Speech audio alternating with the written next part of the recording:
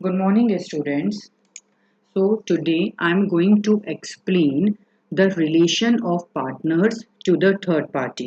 इससे पहले मैंने आपको जो ऑडियो सेंड किए हैं उसमें हमने जो टॉपिक्स कवर किए हैं वो अपने क्या क्या थे। Meaning of partnership, partnership act से रिलेटेड जो भी इम्पोर्टेंट रूल्स होते हैं, features of partnership, kinds of partnership, ठीक है, and the difference between the partnership and the co ownership, partnership and the joint Hindu family. Now इसके बाद मैंने आपको rights of partners and duties of partners भी explain किया था। ओके, सो नाउ आज मैं आपको ये बताने वाली हूं कि बीइंग अ पार्टनर, एक पार्टनर का थर्ड पार्टी से रिलेटेड क्या रूल्स होते हैं। अब ऑब्वियसली थर्ड पार्टी का मतलब आप समझ रहे हैं, इसमें हमारे कितने लोग हो गए, इसमें पार्टनर्स हो गए, फर्म हो गई, और थर्ड पार्टी मींस वो पर्सन्स जिनके साथ में फर्म और पार्टनर बिजनेस कर रहे हैं। या मैं अगर ऐसे कहूं कि फर्म के बिहाफ पे पार्टनर्स जिनके साथ में बिजनेस डीलिंग्स कर रहे हैं, ठीक है, या फर्म के नाम पर डीलिंग्स कर रहे हैं, वो सामने वाली सारी पार्टीज आपकी क्या कहलाएंगी, थर्ड पार्टी कहलाएगी। ठीक है, तो अब हमें ये समझना है कि जो थर्ड पार्टी होती है उसके अगेंस्ट में पार्टनर्स की क्या ड्यूटीज होती हैं, क्या राइट्स होते हैं, क्या ऑब्लिगेशंस होती है। तो सबसे पहले मैं आपको एक वर्ड का मीनिंग समझाऊंगी इसमें, that is implied authority. Implied word का मतलब ये होता है कि जो ये माना जाता है कि भाई अगर ये एक्ट, एक नॉर्मल कंडीशन में समझा रही हूँ कि इम्प्लाइड वर्ड का मतलब ये होता है कि हमने ये मान लिया कि अगर आपने ये वाला काम किया है तो आपकी इतनी रिस्पॉन्सिबिलिटी तो है ही, मतलब अज्यूम कर लेना कि इस वर्क के साथ में ये काम रिस्पॉन्सिबिलिटी तो है ही, या ये काम तो पार्टनर को करना ही है। ठीक है, तो आपको सबसे पहले ये ध्यान रखना है कि सी इंडियन कॉन्ट्रैक्ट एक्ट के सेक्शन 18 में a partner is both an owner and an agent of the partnership firm. Indian contract act के सेक्शन 18 में ये एक्सप्लेन किया गया है कि एक पार्टनर अपनी फर्म का ओनर भी होता है और वो अपनी फर्म के एजेंट के बिहाफ पे भी काम करता है। मैंने आपको पहले भी बताया था कि इंडियन पार्टनरशिप एक्ट आने से पहले इंडियन कॉन्ट्रैक्ट एक्ट ही एप्लीकेबल होता था। बाद में पार्टनरशिप के लिए एक एक्सक्लूसिव एक्ट डिजाइन किया गया था, इंडियन पार्टनरशिप एक्ट। अभी भी जहां पर इंडियन पार्टनरशिप एक्ट साइलेंट होता है वहां पर इंडियन कॉन्ट्रैक्ट एक्ट के ही रूल्स एप्लीकेबल होते हैं। सो इंडियन कॉन्ट्रैक्ट एक्ट के सेक्शन 18 में ये कहा गया है कि जो पार्टनर है वो अपनी पार्टनरशिप फर्म का ओनर तो है ही, लेकिन साथ ही में वो अपनी पार्टनरशिप फर्म के एजेंट के रूप में भी काम करता है। यानी कि एक पार्टनर अपनी फर्म का ओनर भी है और उसका एजेंट भी है। Being a owner, a partner is liable for any act on behalf of the firm. Owner के हिसाब से एक फर्म के बिहाफ पे जो भी काम किया गया है पार्टनर उस सब के लिए लाइबल है। And as an agent he is liable to the firm for his actions. ठीक है, और चूंकि वो फर्म के एजेंट के रूप में भी काम करता है तो उसने जो कुछ भी काम किया है उसके लिए फर्म की लाइबिलिटी बनती है। As an owner the partner is liable for his action to the third party. Owner के हिसाब से पार्टनर ने जो भी काम किया है थर्ड पार्टी के लिए, यानी कि सामने वाली पार्टी के लिए, उसके लिए पार्टनर लाइबल है। And as an agent he is liable for his action to the copartners and the firm. और एजेंट के हिसाब से अगर वो काम कर रहा है तो वो अपने किए हुए हर काम से he is liable for his actions to the co-partners and the firm. Co-partners और firm दोनों के लिए वो liable है. The right of the partner is an implied right which makes a partner in a firm answerable to the firm and other partner. Means ये partner का आप right कह लो या ड्यूटी वर्ड ज्यादा होगा कि हर पार्टनर का ये अधिकार होता है कि ये एक इम्प्लाइड अधिकार होता है जो कि पार्टनरशिप के साथ में उसको इन बॉन्ड मिलता है कि वो जो भी काम करेगा या दूसरे पार्टनर्स जो भी काम करेंगे वो सब एक दूसरे के काम के लिए लाइबल होंगे और फॉर्म के लिए लाइबल होंगे. मींस हर पार्टनर को ये अधिकार है कि वो दूसरे पार्टनर से जो भी उसने काम किया है फॉर्म से रिलेटेड, फॉर्म के कामों से रिलेटेड, उससे लिए उससे कोई भी क्वेश्चन कर सकता है और वो उस पर आंसरेबल होता है. तो अगर अब इस सब पॉइंट को, अच्छा इससे पहले हम एक बार अकॉर्डिंग टू सेक्शन 19(1) भी पढ़ते हैं क्या है. A partner has an implied right to commit to do an act on behalf of the firm, which means that a partner of the firm has the implied authority to make a commitment on behalf of the firm, which will binding on other partners and the firm. See, अब इस implied authority word को मैं आपको अगर short में समझाऊं तो आप बस इतना समझो स्टूडेंट्स कि जैसा कि मैंने आपको बताया कि दो या दो से ज़्यादा लोग मिलकर being a partners partnership act के अंतर्गत अपना एक बिजनेस स्टार्ट करते हैं जिसको हम फॉर्म कहते हैं. सो आपको ये ध्यान रखना है कि वो जितने भी लोग हैं वो सब क्या कहलाएंगे, पार्टनर्स कहलाएंगे. तो इम्प्लाइड अथॉरिटी का मतलब ये है कि ये जो पार्टनर्स हैं ये अपने फॉर्म के ओनर भी हैं क्योंकि ऑब्वियसली इन्होंने मिलकर बिजनेस स्टार्ट किया है और ये अपने फॉर्म के एजेंट के रूप में भी काम करते हैं क्योंकि फॉर्म अपने नाम में काम करती है. ठीक है ना. तो ये आपस में एक दूसरे को जो भी इन्होंने काम किया है उसके लिए लाइबल बनाते हैं और उनसे क्वेश्चन भी कर सकते हैं. Okay. Now conditions of implied authority. Every work should be in the nature of form. Obvious सी बात है पार्टनर फॉर्म के एजेंट के रूप में काम कर रहा है. ठीक है. वो फॉर्म के बिहाफ पे काम कर रहा है. ठीक है. तो जितने भी फॉर्म रिलेटेड काम होंगे वो किसके नाम में होंगे, फॉर्म के नाम में होंगे, पार्टनर के नाम में नहीं होंगे. Every act should be relevant to the firm's business.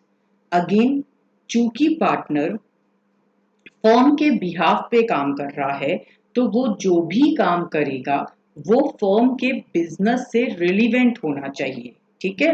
Irrelevant work नहीं होना चाहिए अदरवाइज वो फॉर्म को बाइंड नहीं कर पाएगा. जैसे इसमें एक एग्जांपल है, if the business of the form is selling textiles and the partner by watches on the form behalf, obviously ना वो फॉर्म को इसके लिए बाउंड कर सकता है ना ही अदर पार्टनर्स को इसके लिए बाउंड कर सकता है क्योंकि फॉर्म का काम क्या है, टेक्सटाइल का, वॉचेस परचेज करने का नहीं है. Every act should B with in limits. Her partner के पास में एक लिमिटेड, हर पार्टनर को अपनी लिमिट्स पता होती है कि बीइंग अ पार्टनर वो कितना बिजनेस कर सकते हैं, उनके पास कितनी अथॉरिटी है, बस उन्हें उसी के हिसाब से अपना काम करना चाहिए. Every act done by the partner should reflect that it has been done as an agent of other partners of the firm. जैसा कि मैंने आपको बताया कि पार्टनर्स को ये इम्प्लाइड अथॉरिटी होती है कि वो फॉर्म के बिहाफ पे काम कर सकते हैं फॉर्म के बिजनेस से रिलेटेड. तो ऑब्वियसली वो जो भी काम कर रहे हैं वो काम ऐसा ही होना चाहिए कि ऐसा लगे कि चाहे 5 पार्टनर्स हैं अगर एक ने भी वो काम किया है तो वो फॉर्म के बिहाफ पे किया है यानी कि बाकी सभी पार्टनर्स के बिहाफ पे किया है, उनके कहने पे किया. Now acts within implied authority of a partner. As said earlier, for the firm to be liable for the act of a partner, it is essential that the partner must act within the intention that expressly or by implication shows that he is acting for on behalf of the firm. ठीक है. कि जैसा अभी मैंने पहले बताया कि partner जब भी कोई काम करेगा उसको देखकर ये लगना चाहिए कि उसने उस काम को फर्म के बिहाफ पे किया है. The implied authority of a partner in a normal partnership is limited to the extent of the acts that require to be done in the day-to-day operations. ठीक है ना. एक पार्टनरशिप फॉर्म में day to day की business dealings करने के लिए जो भी अथॉरिटीज चाहिए होती हैं वही उस हर पार्टनर की नॉर्मल कंडीशंस में इम्प्लाइड अथॉरिटी होती है. The partner has the implied authority to bind the other partners and the firm when he does the act listed under this. ये वो लिस्ट है. अगर कोई पार्टनर ये वाले काम कर रहा है तो वो अपने इस एक्ट से बाकी सारे पार्टनर्स को के दायित्व क्रिएट कर सकता है, को लाइबल बना सकता है. अब वो क्या क्या है? The partner can buy goods that are related to the firm business. कोई भी जितने भी पार्टनर हैं वो फर्म के बिजनेस से रिलेटेड गुड्स बाय कर सकते हैं, फर्म के बिजनेस से रिलेटेड गुड्स को सेल कर सकते हैं, फर्म अगर किसी से कोई उधार मांगती है तो वो मनी रिसीव कर सकते हैं, फर्म के नाम में जो भी बिल्स हैं उनको पे कर सकते हैं. ठीक है ना. फर्म के नाम फर्म की कोई भी प्रॉपर्टी को गिरवी रख के या फर्म की गुडविल के हिसाब से लोन बोरो कर सकते हैं फर्म के नाम पे. ठीक है. किसी भी एम्प्लॉय या वर्कर को रख सकते हैं. ठीक है. और फर्म के नाम पे किसी भी लॉयर को अपॉइंट कर सकते हैं अगर फर्म को कोई केस करना है. तो ये माना जाता है कि अगर आप किसी पार्टनरशिप फर्म में पार्टनर हो तो ये सारे इम्प्लाइड अथॉरिटीज यानी कि ये सारे अधिकार आपको अपने आप ही मिल जाते हैं, आप ऐसा कर सकते हो. Limitation of implied authority. It means कि ऊपर जो मैंने आपको बताए वो सारे अधिकार तो आपको अपने आप मिल जाएंगे कि आप अगर फर्म में पार्टनर हो तो आप ये सब कर सकते हो. ठीक है. बट कुछ एक्ट ऐसे होते हैं जो आपको इम्प्लाइड अथॉरिटी में नहीं मिलते. वो है ये लिस्ट. अगर आप इन लिस्ट में से कोई काम करते हो और आप ये कहते हो कि मैंने तो इसे इम्प्लाइड अथॉरिटी कंडीशन में कर दिया कि भाई मैं तो फर्म का पार्टनर हूं तो मैं तो ऐसा कर सकता था, तो नहीं. ये जो 1 to 8 की लिस्ट में लिखे हुए हैं ये सारे वर्क इम्प्लाइड अथॉरिटी में नहीं आते. जैसे एक पार्टनर कोई एक पार्टनर एजेंट अपॉइंट नहीं कर सकता है. ठीक है. He can not enter into a partnership with a third party. ठीक है ना. वो एक फर्म में पार्टनर होते हुए किसी दूसरी फर्म में एज अ पार्टनर एंटर नहीं हो सकता है. ठीक है ना. वो थर्ड पार्टी को अपनी अथॉरिटी ट्रांसफर नहीं कर सकता है. वो पर्सनल लेवल पे फर्म के किसी भी केस को पैसा ले दे के इधर उधर रफा दफा नहीं कर सकता है. ठीक है ना. वो आर्बिट्रेज रिलेटेड किसी केस में इन्वॉल्व नहीं हो सकता है. वो फर्म के जितने भी बैंक अकाउंट्स हैं उनको अपने नाम से ऑपरेट नहीं कर सकता है. फर्म के बिहाफ पे किसी इमूवेबल प्रॉपर्टी को परचेज नहीं कर सकता है. फर्म के किसी भी डेटर के साथ में कोई भी कॉम्प्रोमाइज अपने लेवल पर नहीं कर सकता. ऐसा वो कोई काम नहीं कर सकता जिससे फर्म को कोई लॉस हो. ठीक है. सो मेन ये है इसमें. Okay. Now extension and restriction of partners implied authority. It means ये है कि these are the list. Okay. But ये कोई हार्ड एंड फास्ट रूल नहीं है. एज पर सेक्शन 20 ये कहा गया है कि अगर पार्टनर्स आपस में म्यूचुअल एग्रीमेंट करते हैं और ये जो लिमिटेशंस ऑफ एम्प्लॉयड अथॉरिटी है इसमें से कुछ अलाउड करते हैं बाकी पार्टनर्स को या आपस में एक दूसरे को, तो दे कैन डू. वो ऐसा कर सकते हैं एक लिमिटेड लेवल तक. Okay. Now implied authority and third party. In a partnership firm, each partner is jointly and severally liable for all acts or omission to the third party. This liability is for all acts that a partner does under his express or implied authority, which are deemed to be act of the firm. Now, partnership act के section 23 से 27 में बताया गया है कि third party के साथ में क्या इम्प्लाइड अथॉरिटीज बनती हैं. Liability of the firm for admission or representation made by a partner. Where a partner does some act in the course of firm business or give his acceptance for an act, the firm will be bound by such act or acceptance. It means कि अगर एक partner ने firm के नाम से कोई काम किया है, ठीक है ना, या किसी काम को करने की एक्सेप्टेंस दी है, तो फिर फर्म उसके लिए लाइबल है कि उसे वो काम करना पड़ेगा. Liability of the firm to the notice to active partner. A notice given to a partner who is actively engaged in conducting the firm business will be deemed to have been given to the firm. This is based on the provision of law which stipulates that a notice given to an agent is deemed to have been given to the principal, but it will not be so if the partner has done or helped in doing an act of fraud. Means कोई partner है जो actively business में लगा हुआ है और उसको कोई नोटिस मिला है, तो बाय डिफॉल्ट यही माना जाता है कि ये फर्म को नोटिस है, ठीक है, अनटिल अनलेस कि उस पार्टनर ने कोई फ्रॉड ना किया, ठीक है. Liability of a firm for act of the firm. Every partner jointly and severally with the other partners will be liable for all act of the firm while he is a partner. जैसा मैंने आपको पहले बताया था कि सारे partner जब तक पार्टनरशिप में हैं तब तक वो एक दूसरे के काम के लिए और फर्म के बिहाफ पे हर काम के लिए लाइबल हैं. Liability of the firm for wrongful act of a partner. अगर रॉन्गफुली पार्टनर ने कोई काम किया है, कोई फ्रॉड किया है, कुछ भी किया है, तो उसके लिए फर्म की लायबिलिटी नॉर्मल कोर्स में अगर इस तरीके का कोई भी काम हुआ है तो पेनल्टी के साथ में या लिमिटेड लेवल तक ही फर्म की लायबिलिटी होती है. Liability of the firm for misuse of money और property.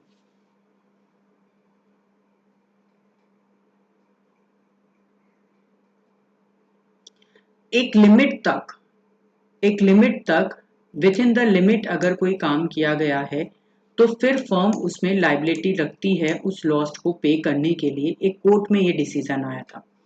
Liability of the firm in case of fraud.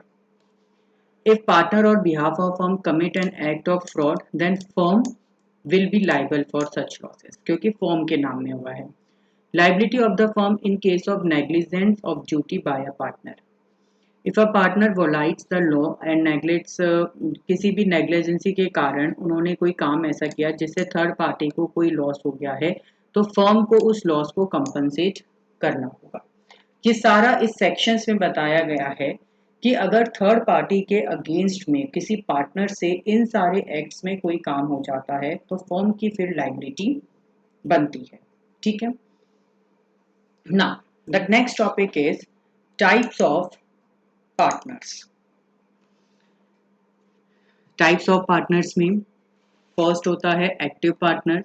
Active partners को ही हम वर्किंग पार्टनर भी कहते हैं, जो फर्म की डे टू डे रूटीन की एक्टिविटीज में हाईली एक्टिवली पार्ट करता है. एक होता है आपका इनएक्टिव, स्लीपिंग या डोरमेंट पार्टनर. ये वो पार्टनर होते हैं जो फर्म की डे टू डे एक्टिविटी में इन्वॉल्व नहीं होते हैं. ये सिर्फ फर्म में इन्वेस्टमेंट करते हैं और फर्म के प्रॉफिट एंड लॉस को शेयर करते हैं. एक होता है nominal partner. Nominal partner actual में फर्म का पार्टनर नहीं होता है. He only lets the firm use his name as a partner so that the firm can make a profit because his name is famous in the trade. ये वो बंदा होता है जिसका बहुत नाम फेमस है और वो फर्म को अलाउड कर रहा है कि फर्म उसके नाम को यूज कर सकती है. लिमिटेड पार्टनर जो लिमिटेड पार्टनर वो पार्टनर होता है जिसकी लायबिलिटी अपने इन्वेस्टमेंट के अमाउंट तक ही लिमिटेड होती है. पार्टनर इन प्रॉफिट ओनली वो होते हैं, ठीक है, जिनका हिस्सा सिर्फ फर्म के प्रॉफिट में होता है, ठीक है ना, लॉस में नहीं होता. पार्टनर बाय एसेटोपल और holding. by word of mouth or by his conduct does an act by which a third party is conceived that he is a partner. Means अगर कोई पर्सन ऐसा है जो रियल में पार्टनर नहीं है, ठीक है ना।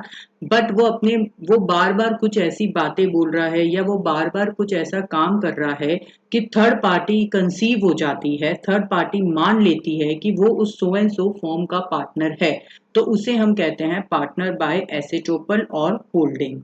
ठीक है,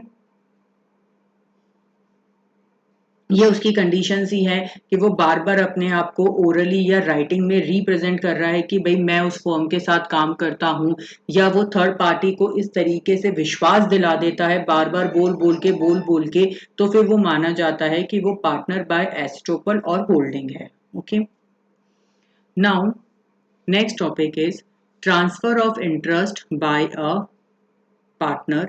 ठीक है, no partner without the consent of other partner can transfer his interest in the firm to other person because a partnership business is done on trust and good faith। ये मैंने आपको पहले भी बताया था। But a partner can transfer his share in the profit and property of the firm according to section 29। Any partner of a firm can transfer his interest in the firm by selling or pledging his interest or by creating a liability on the interest he has in the firm। If the partnership is in existence, the person to whom the partner has transferred his interest in the business does not have the right to। ठीक है, means usually एक partner बाकी partners की सहमति के बिना अपना हिस्सा पार्टनरशिप फर्म का किसी और को नहीं बेच सकता। बट सेक्टर 29 में बताया गया है कि अगर वो सेल करता है, सेक्शन 29 के हिसाब से कुछ रूल्स हैं जिसमें वो अपने हिस्से को बेच सकता है, लेकिन वो जिसको बेचेगा उस पार्टनर को ये सारे राइट्स नहीं मिलेंगे। Okay, so please go through with this. अगर कोई प्रॉब्लम होती है तो आप मुझसे इसको एक बार कमेंट सेक्शन में पूछ सकते हैं। मेन आपको ये चीज ध्यान रखनी है बच्चों कि यूजुअली जैसे आपके जो शॉर्ट क्वेश्चंस आते हैं उसमें एक तो पार्टनर्स बाय एसेटोपल पे पूछा जाता है और एक इम्प्लाइड अथॉरिटी हमारा इम्पॉर्टेंट टॉपिक है। तो please go through with this topic and listen this audio very carefully, and if you have any type of doubt तो just ask me in the comment section as per our scheduled time. Okay, thank you.